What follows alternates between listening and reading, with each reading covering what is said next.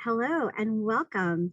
We recognize what a unique time this is in the world right now, and thank you for being with us. My name is Lorna Nealand. I'm the Director of Engagement at the Swedish Foundation. The Foundation is a fundraising arm of Swedish, the largest nonprofit healthcare system in Washington State, and we're based in Seattle. I'd like to take the opportunity to thank our donors who are joining us today. Without your support, we can't continue the innovative work we do every day for our patients. This is our third series of education events for women's wellness. We hope you were able to join us earlier this year where we covered sexual health. If not, we will have provided a link in the chat.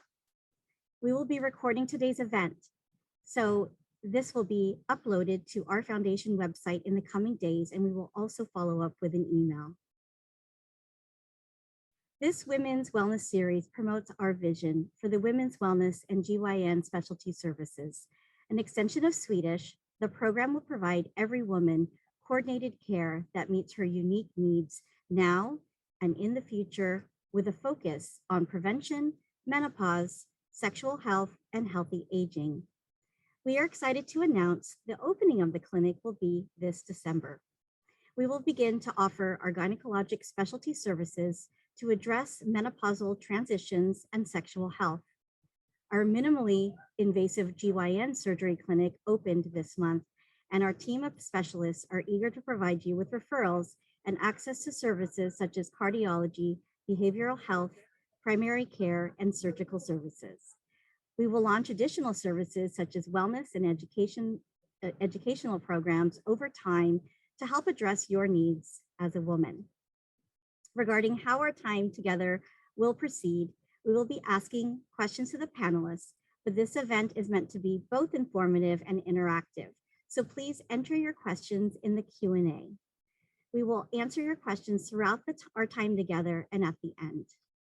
Also, there is an option when entering your questions in the Q&A to mark them anonymous if you prefer. Now I would like to introduce Dr. Rebecca Dunsmoor-Su, the Medical Director of the Women's Wellness and GYN Specialty Services at Swedish, to talk about the vision of this new and exciting program. Thank you, Lorna, and thanks a lot for having me today. Swedish really aspires to become the primary destination for women's wellness and gynecologic specialties. And our model really does focus on coordinating the care of women that will focus on prevention, wellness, and aging. In 2019, Swedish gathered a group of dynamic women to share their concerns and questions about their healthcare needs as we transition into this next phase of our lives. The main themes that we heard from those women were that they would like someone on their healthcare team who's their advocate in seeking answers and helps them coordinate their care. This would include taking a holistic approach that would include wellness, nutrition, and stress management. So from those discussions, we envisioned a service line that would provide comprehensive care for women at every stage of life. And it will provide women coordinated care that meets their unique needs now, but also in the future, and with a focus on prevention, menopause, sexual health, and healthy aging. As Lorna mentioned, we're really excited to open the clinic in December of this year, where we'll begin to offer our GYN specialty services, sexual health, menopause care, and be able to be a referral center for all the other wonderful services that Swedish has. Additionally, the minimally invasive GYN surgery clinic opened recently, which expanded the rich offering of complex surgical specialists and complements our surgeons who already are located at Swedish OB/GYN First Hill.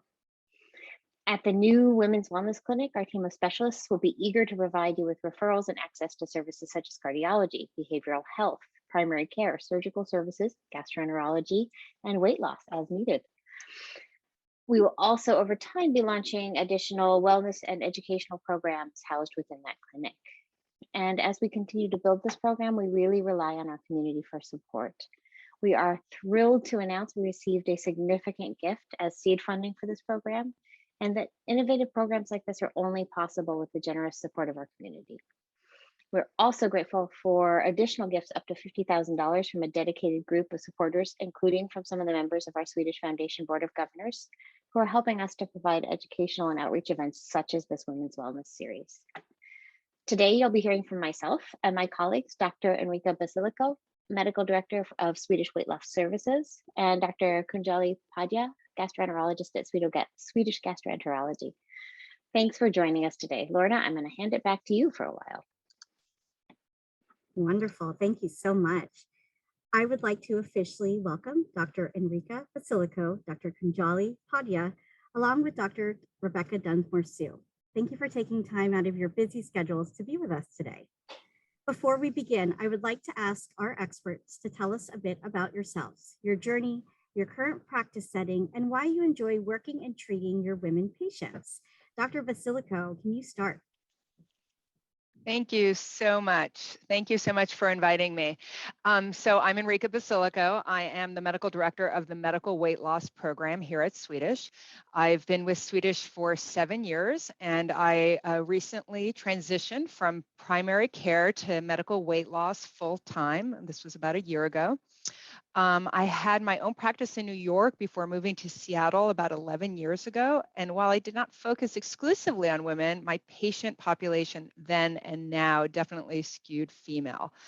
I did do a year of OBGYN residency before switching to primary care. So taking care of adult women from childbearing years through menopause and beyond has always been something that I have been very interested in. And in fact, currently 63% of patients who establish care at Swedish Weight Loss are women. So I'm excited to be here, and I continue to explore how best to serve our female patients. Thank you so much for having me again. Thank you. Dr. Padya, welcome. Good afternoon, everyone. I want to thank Dr. Dunsmoor-Su, the foundation, and everyone who joined us today for having me. I'm a gastroenterologist here at Swedish. I've been here 6 years. And while, again, our population is both men and women, it seems that women need a place to be able to safely and freely talk about their GI health. I think that women are more apt to talk about it with friends, say over a group chat or the dinner table. But what we look for at Swedish GI is to provide a safe and trusted place to get advice regarding their gastrointestinal complaints from premenopause, perimenopause, and beyond all the way through. So I'm so glad to be here and happy to help the center however we can. Thank you. And Dr. Rebecca Dunsmoor-Su. Hi, everyone. I think many of you know me by this point. I'm Rebecca Dunsmoor-Su. I'm the medical director for Menopause at Swedish, as well as the medical director for the new Women's Wellness and GYN Specialty Services Clinic. I'm an OBGYN. I've been practicing in the Seattle region since 2005 and at Swedish since 2013. And was brought in as medical director almost 3 years ago now to start building this vision of this clinic. My career as an OBGYN was a generalist career. I saw pregnant women and gynecologic patients throughout my career until about 4 years ago when I decided that my focus really was on menopause and perimenopause and menopausal women. And in that setting, I also see patients with pelvic pain, sexual pain, and do some gynecologic surgery and gynecologic procedures in the office. And being able to really focus my practice on this group of women has been a real joy for me because it's something that's very interesting to me. I've always been really interested in endocrinology and reproductive endocrinology. So it's a wonderful thing to be able to really open a practice focused just on this. Thank you, Lorna. Thank you. So, shall we begin? Today we will be discussing weight, exercise, and menopause. I'd love to hear what the audience is thinking. So let's start with a polling question. What are your top 3 questions and/or concerns that you are interested in? So we've listed a lot of items here because we've been getting a lot of questions. So pick the top 3. Is it weight management, bloating, metabolism changes, food sensitivities, exercise activities, hormone therapy, bone health, or fatigue? And fatigue, I should say. So take a moment to pick 3.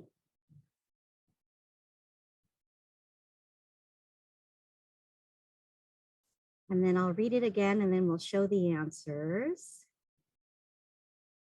Okay, let's see the results. Okay. So again, what are the top 3 questions or concerns that you are interested in. So I'm going to start with the top. So 73% of you are interested in weight management. 58% of you are interested in metabolism changes. And in third place, we've got a tie: exercise activities and fatigue.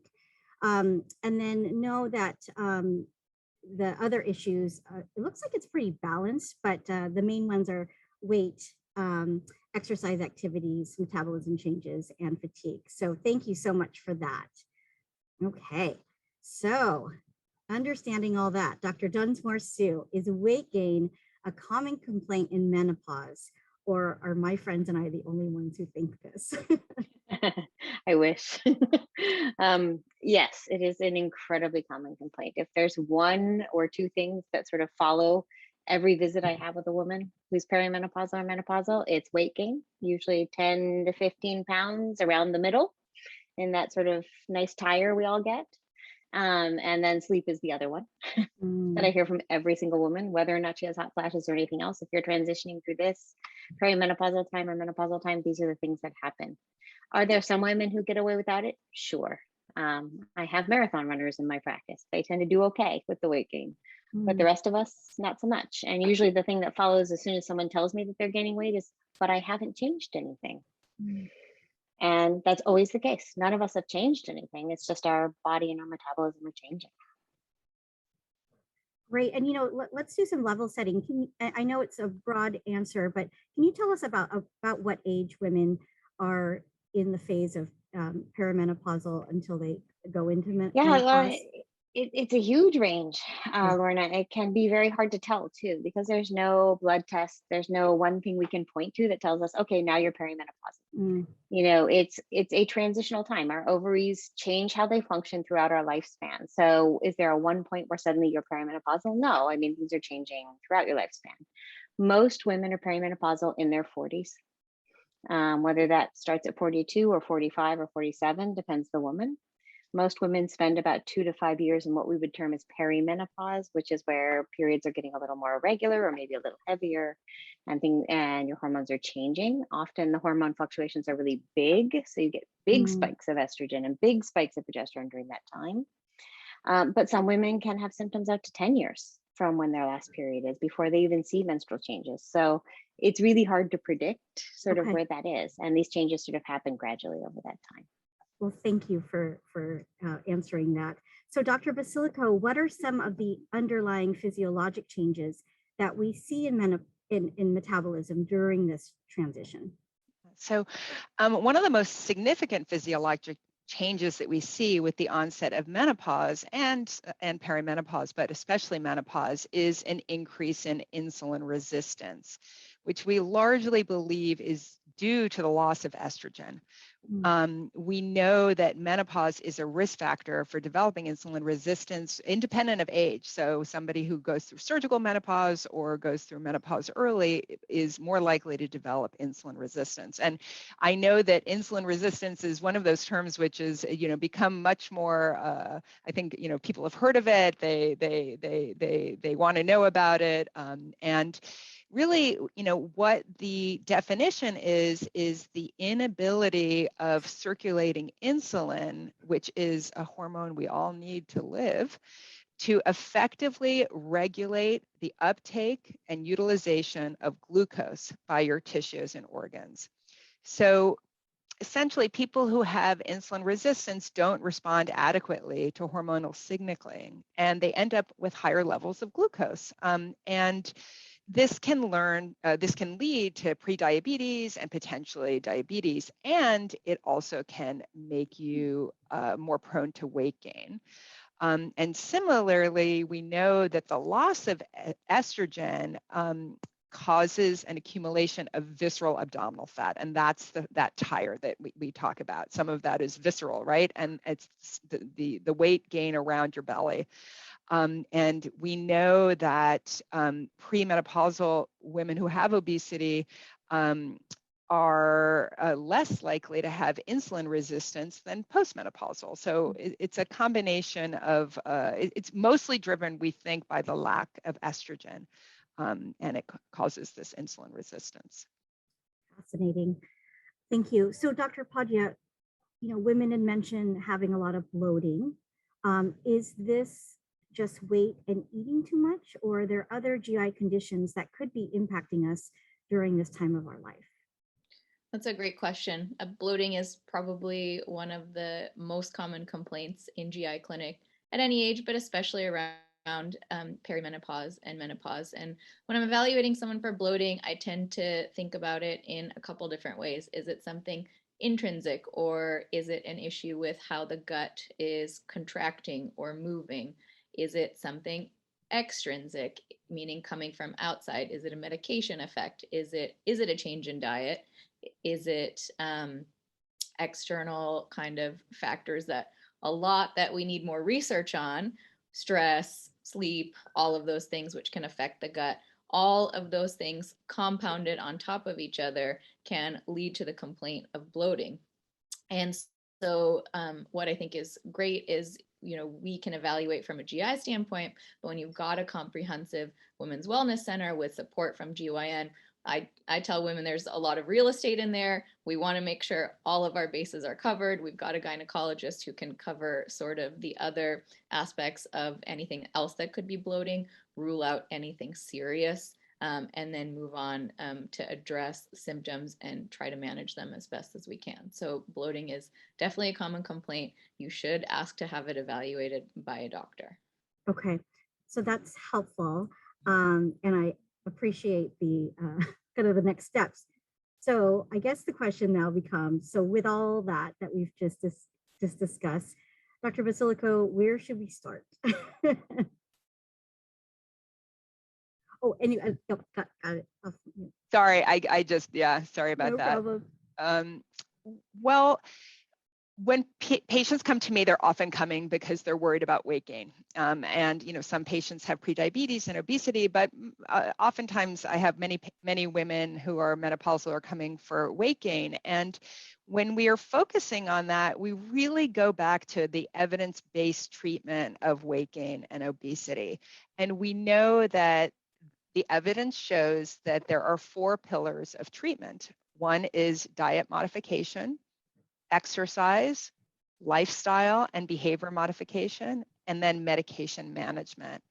So we really try to focus on what are we focusing on in this transition. And so we'll look at diet and using dietary change to address worsening insulin resistance. We know that that can be helpful.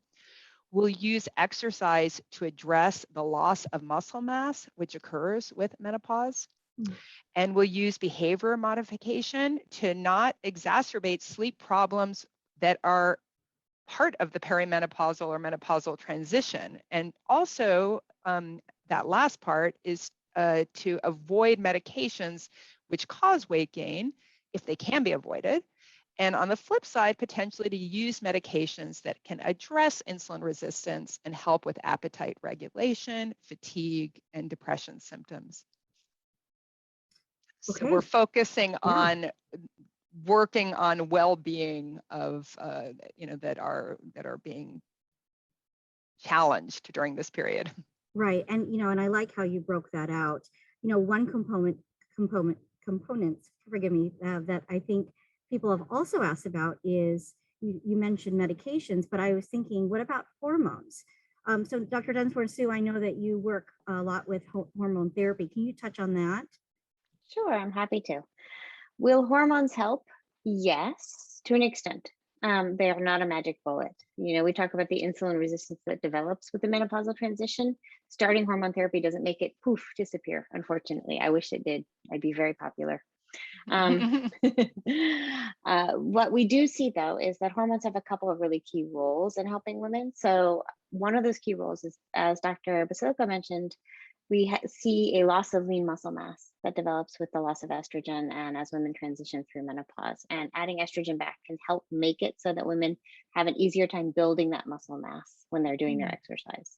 It's not going to put it on automatically. You still have to work at it, but it gives you the ability to build that muscle mass better. The other thing that hormone therapy can sometimes do is fix sleep problems. So a lot of women who have sleep problems during this transitional time, it's because they're waking up at night with night sweats. So they're waking up 2 or 3 times a night and then they can't get back to sleep.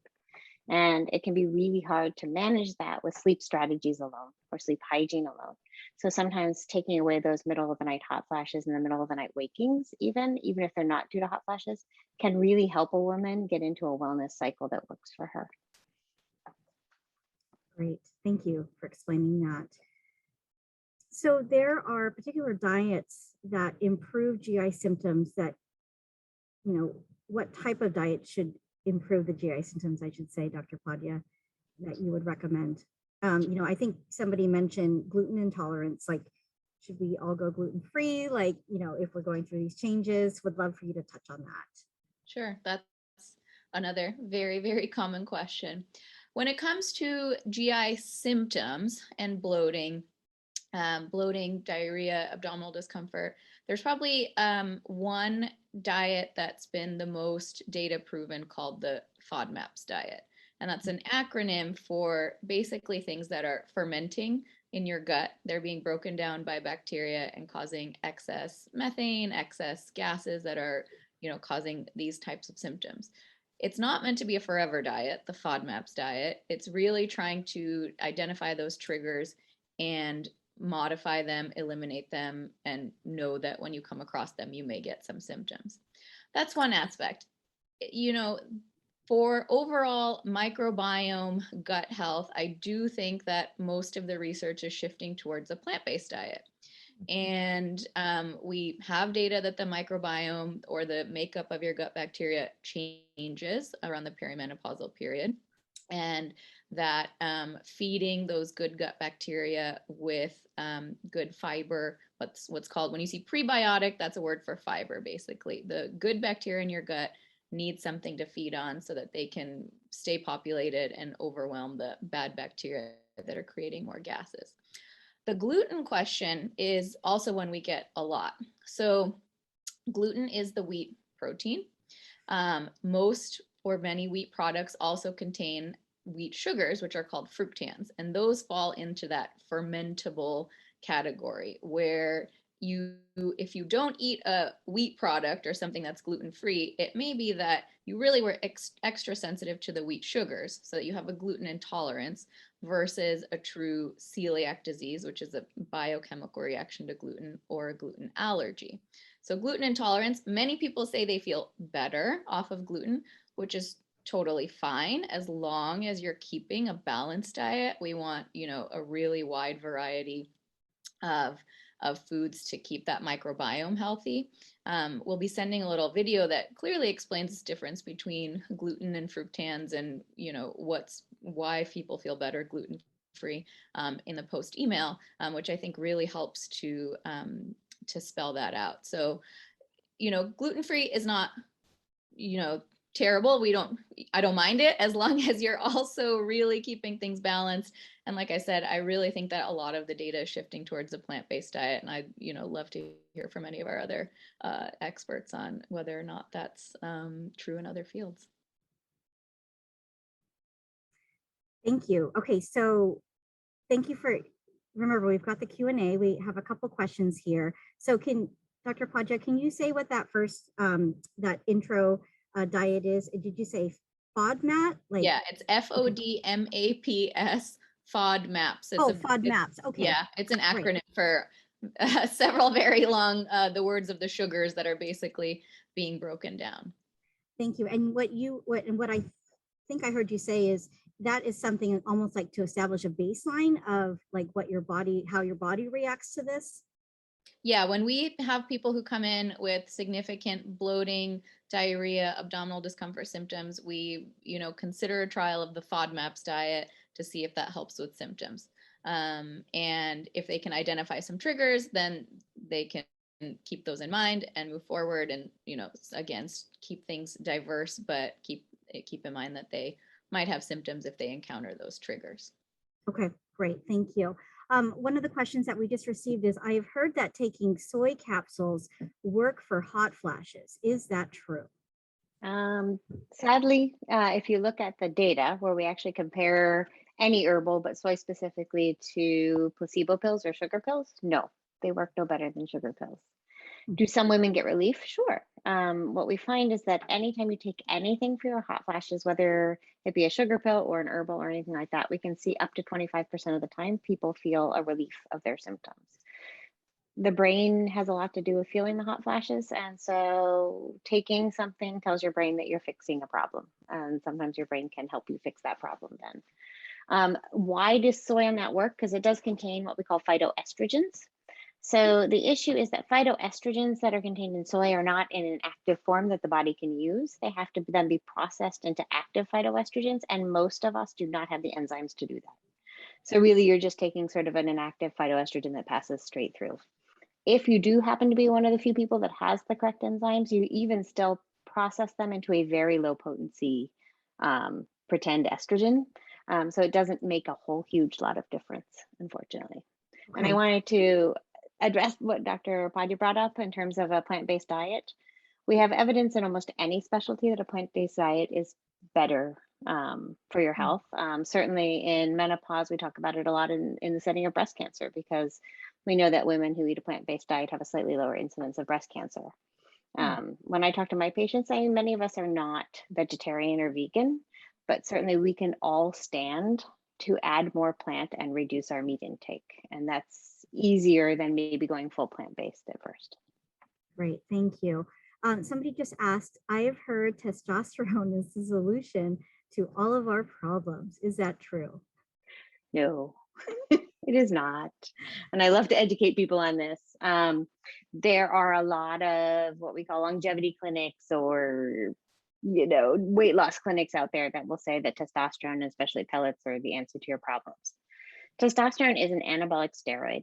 It will make you feel good and it will make you build muscle for some period of time, but then it will wear off and you'll need more and more and more to get that effect again and again and again.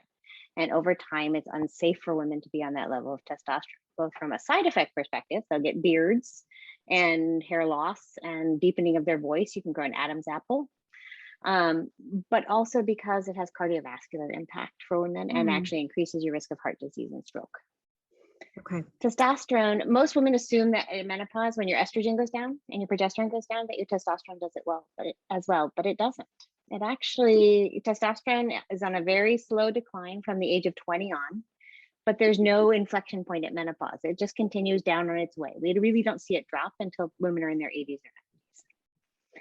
That's not the case for women who've had their ovaries out, because a lot of that testosterone is made at the ovary, but that's a unique situation that I talk to patients about. Okay.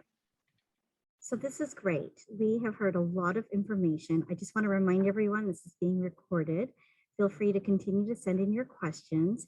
And I think we should take another polling question, do another poll. So diet or exercise, which is most important? Is it diet, is it exercise, or is it both?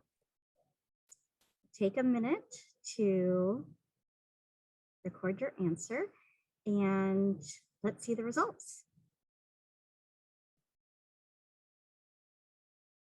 Okay, so people say both are important at 84%. 12% of you said diet is most important between the two of them, and 0% said exercise. So, Dr. Basilico, help us understand which is most important. Absolutely, absolutely. So that, yeah, I love that poll. That was great. So, once again, from the viewpoint of weight loss, we know that the studies show that dietary modification is more effective for weight loss than exercise. But I would argue that the goal is not always weight loss, and that in menopause, you're to be able to focus on increasing muscle mass and improving sleep and mood and are probably more important. And in that case, I would say exercise wins. So, so if you're looking for weight loss, dietary modification is more effective. But if you're trying to manage menopausal symptoms, I would say that exercise is probably going to give you the most benefit over your lifetime.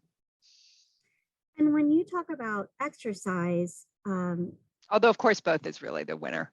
Of course, yes, which our audience they keyed into that. Agree. Yeah, they definitely keyed into it. So in terms of exercise, there's all these different things that you can do. You can do a HIIT training or a HIIT workout. You can do just, just being on a treadmill.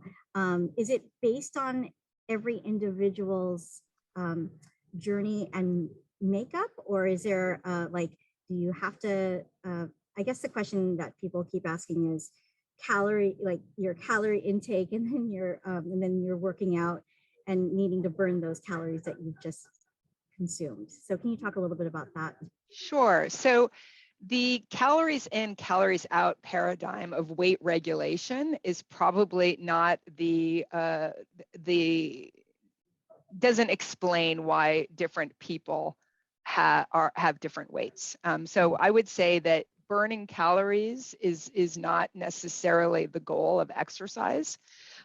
If you're looking for if the goal is to deal with what is happening during menopause, which is that you're losing muscle mass, we do know that high intensity interval training is a very effective way to build muscle mass and maintain muscle mass. But once again, I'm really of the mindset that the best exercise is the exercise you'll do. Great. Thank you. I think that's helpful, because I think we are typically consumed by all these different messages of what we should be doing. And when we're in this time of our lives, I know it's not the same as when we were in our 20s and 30s. So thank you for explaining that. I just wanted to chime in, Lorna, and say that, we've had on previous webinars, we've talked with Sarah Speck, who's a cardiologist, and she focuses on the fact that you need 20 to 30 minutes of walking. You don't have to be doing high intensity most of the time. But I do emphasize with my patients that you need some resistance to your muscles. You need to do some resistance exercise. That's why high intensity workouts can be really good, or weightlifting or squats, things like that. And that's partly for building muscle mass, but it's also partly for bone protection. Thank you. Can you say that again? What did she recommend? Just 20 to 30 minutes of walking. Okay. Yeah. Okay. You don't need huge you don't need to be a big runner. Not all of us are. I'm certainly not. But moving your body for 20, 30 minutes a day so that you're being active and mobile is both good for you from a cardiovascular perspective, but it's also really good for your mental health, and it's good for your stress reduction, because it can be very meditative for people. Great, thank you. Dr. Dunsmoor-Su, we just got another question, and let me just read it to you. I have been having horrible hot flashes and night sweats, no sleep. My GYN recently put me on an estrogen patch and progesterone pill for at night, because pellet therapy did not work when we tried that a few years ago. And the hot flashes, night sweats have become significantly worse. Would you recommend this as well? It's really hard to say because I don't have the whole history. It's hard to comment on that just via a webinar. What I would say is, please come and see us. I'm more than happy to review what you're on and what's working and what's not, and what adjustments can be made. I will tell you that we at Swedish do not recommend pellet therapy ever. It's unregulated compounded hormones that can be quite dangerous. So I certainly wouldn't go back down that pathway. Okay, thank you. Another question that's come in: does tamoxifen affect your ability to gain muscle mass? I don't know who wants to take that. That's a good question. So tamoxifen is what we call a selective estrogen receptor modulator. It behaves like estrogen at some body systems and not like estrogen at others. And, thinking back to my physiology, I know that it behaves not like an estrogen or anti-estrogen at the breast, and does so also at the vaginal tissues, but is pro-estrogen at the bone and cardiovascular systems. So I would suspect it's also pro-estrogen at the muscles. Okay, thank you so much. Dr. Basilico, can you talk about when weight gain becomes a medical problem? And what do people usually do when they have to work on medical weight loss? So when weight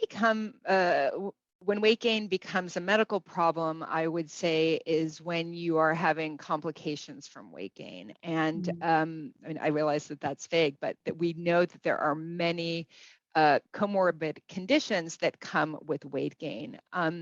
Certainly one important area would be to look for factors that might indicate that you're developing something called metabolic syndrome, which would be and insulin resistance, which is contributing to hypertension, abnormal cholesterol profiles where triglycerides are high, HDL is low, as well as prediabetes and diabetes. So, that is certainly one of the things that that would indicate that your weight gain is causing a problem for you. But we know that weight gain can also cause heartburn. It can cause joint problems. It can contribute to many different conditions. So I would say if you're having to manage other comorbid conditions, one would consider that looking at the driving cause would be worthwhile. Okay, great. Thank you for explaining that. Dr. Padya, so I know this isn't directly weight related, but I've heard that there are changes in colonoscopy recommendations. Can you explain and tell us why? Sure.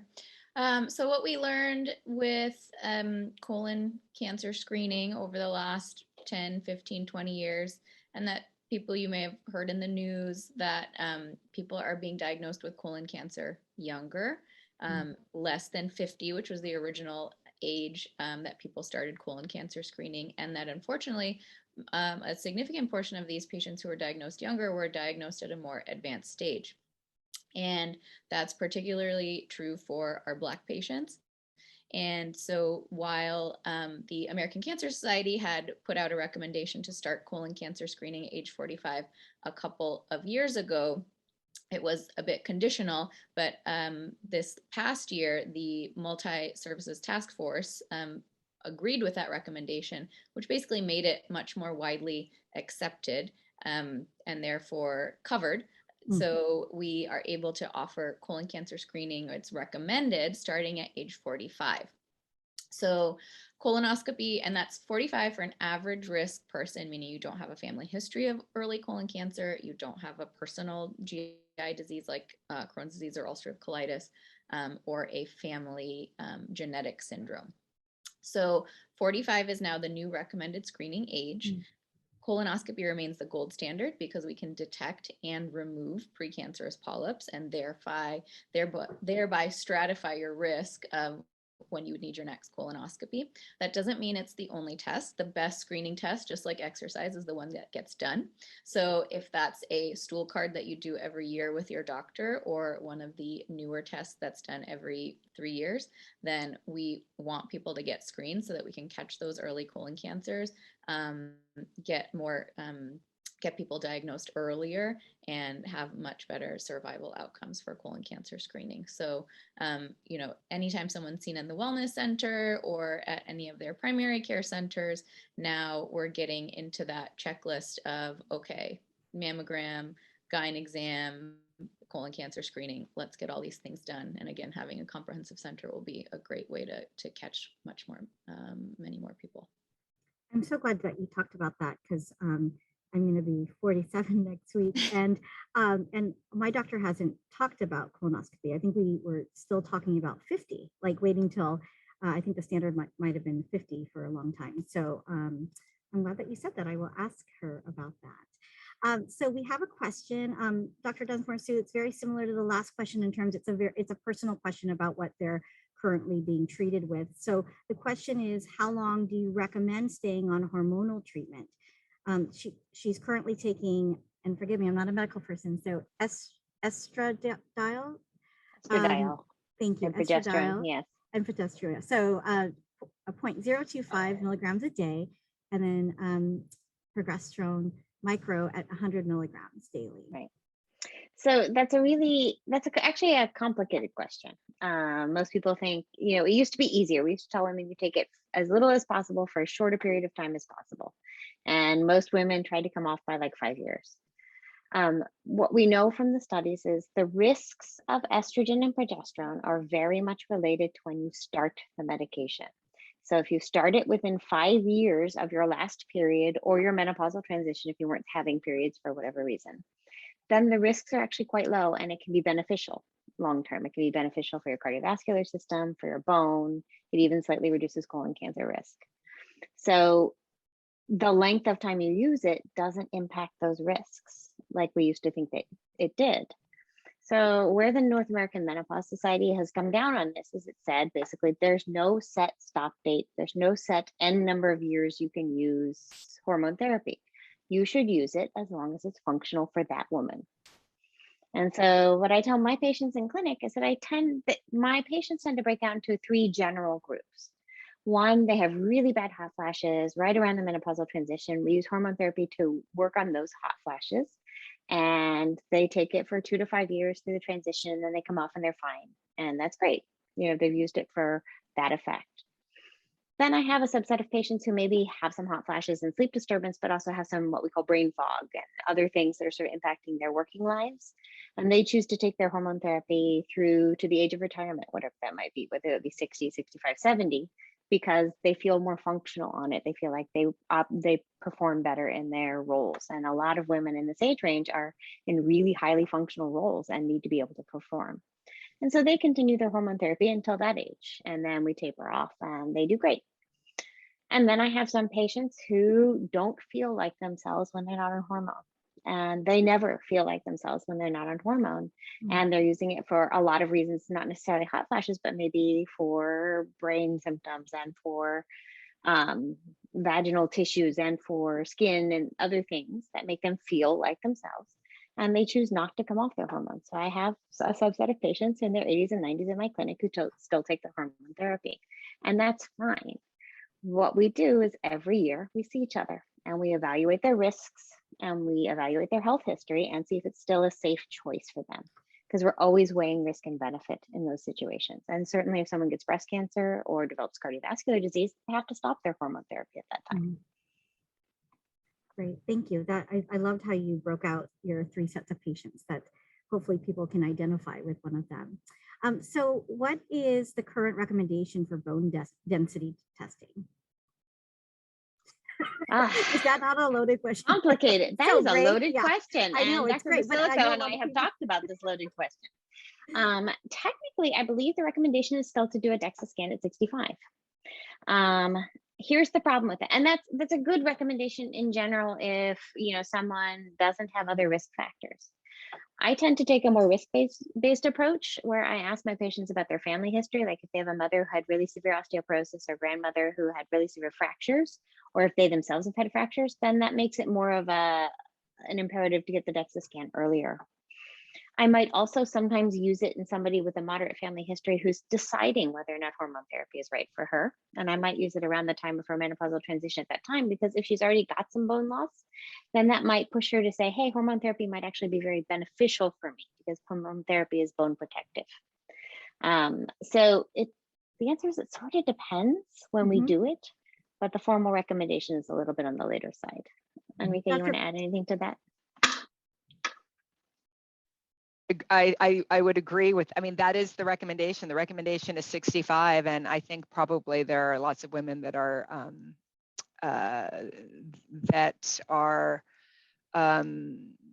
getting their screenings a little later than might have been effective. And I think that part of it is that the guidelines still say that one should not start hormone replacement therapy for the osteoporosis benefit. There's still guidelines which say, it should only be used for menopausal symptoms or hot flashes. Which is really interesting because it has 2 FDA approved indications. One is hot flashes and one is bone health. So despite those recommendations, it is one of the things that's actually been shown to the FDA to do.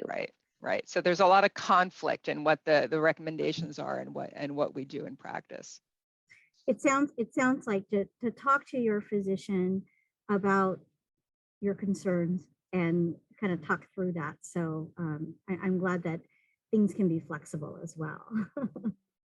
So I'm just looking at the time and it's already 1:45. And so we've went through a lot of information. So if you have any, if anybody in the audience have any other pressing questions, please add them to the chat, or rather to the Q&A. And would like to ask everybody to provide some concluding thoughts if you have any. Dr. Padja, would you like to start? Sure. Gut health affects everyone. And And gut health affects your day-to-day life very significantly. So if your gut feels good, you feel good. If your gut doesn't feel good, you probably don't feel that good. So we are, so privileged to be able to try and help people take care of them, optimize their gut health. It's not perfect. We're learning a lot. There's still a lot of work to be done, especially I think in the perimenopausal and menopausal population. But there are definitely things that can be addressed. And so from a GI standpoint, we're happy to see people and try and help them feel better. Thank you so much. Dr. Basilico. I guess I would say that, one of the things which I think is so fascinating about the menopausal transition is it really brings home focusing on a woman's well-being. And there are so many symptoms which really challenge that. And so, weight maintenance is one of them, and weight gain. So, I encourage all of our patients to continue to focus on their well-being, on their sleep, on their strength, and focus on long-term prevention of cardiac disease, which and any other kind of comorbid conditions. So it's just another reminder that you just have to keep working at it. It doesn't get easier in when you get older, but that's okay. The alternative is no better. That's right. That's right. Thank you. And Dr. Dunsmoor-Su, any concluding thoughts before we say goodbye? Happy to. So I think that oftentimes patients come to me thinking that hormone therapy is the answer. And while it can answer many symptoms and problems, it is not a magic bullet. As we age, we need to work harder to keep ourselves healthy. And, we can work hard with the participation of many members of our healthcare team. I think also Dr. Padya alluded to it, gut health is so key, and we're understanding more and more as more research is being done how our microbiome actually interacts with our endocrine system and our hormones. So certainly, focusing on your whole being and your whole wellness does impact even those symptoms and things that we sort of isolate as, oh, this is something that can be treated with hormone therapy. This is something that's maybe depression. All these things are interacting in our bodies. So focusing on whole woman wellness is key. Great, thank you. Well, everyone, thank you so much for being here today. I'd like to thank Dr. Padya, Dr. Basilico, and Dr. Dunsmoor-Su for joining us. We also would like to thank our lead donor who is making this work possible. She wants to inspire and help women in our community. So thank you so much. After the call ends, a brief survey will be displayed. If you have time, please let us know any feedback that you might have. Please also note we will be following up with the recording and video link, and also the video that Dr. Padya referenced, along with other exciting items that we covered today. We will also follow up with you as we get closer to the opening of the Women's Wellness and GYN Specialty Services Clinic. And if you have any additional questions, feel free to reach out. My information will be displayed and in the chat. And we really appreciate this lively discussion, and we hope you'll join us for our next virtual event, which is on November 16th, where we will be discussing gynecologic screenings. And I think, the one more question came in, Dr. Dunsmoor-Su. So somebody asked, why do women have hot flashes? Not the mechanism, but the trigger. Yeah, so I was just typing a very brief response in the chat. That's actually quite complicated. So the mechanism, as they indicate, is sort of a narrowing of the thermoregulatory center of the brain, and so any variance outside of that, and you get a flash, which is your capillaries open up and try to dissipate heat. But the actual trigger is the firing of the pituitary, because all the pituitary does is fire pulsatile triggers to the ovaries to work, right? And so you get more pulsatile firing, which actually impacts another neuron in the brain that connects that center to your thermoregulatory center. And that neuron is called the candy neuron, or kisspeptin, neurokinin, dimorphin, I think is the three things that neuron is responsible for. While it's not directly thermoregulatory, it connects the pituitary and the thermoregulatory part of the brain. And as the pituitary starts pulsatile firing more, that neuron fires more, and that translates down. It's very interesting because they're actually developing new therapeutics for women who can't take estrogen that actually impact that particular neuron in the brain, which may actually be on the market within a year or two. They just got through their phase 3 trials. So really interesting. Wow. We understand a lot more about how the brain works and how that impacts hot flashes now. That's amazing. I guess that wasn't a short answer, was it? No, and that's okay. No, that's why we're here. And I hope that that was a helpful question. If you take the survey, feel free to send us any other questions and we'll send them out to the physicians here on the call today. I think I was talking about our next discussion that we're going to have. It's going to be another virtual event on November 16th, where we will be discussing gynecologic screenings. We're going to have some great panelists in addition to Dr. Dunsmoor-Su, who will also be on there. And just know, Swedish is here to help women just like you, and we are ready to do so. I wish you all a great rest of your day. Please stay safe and healthy. Thank you again for being here.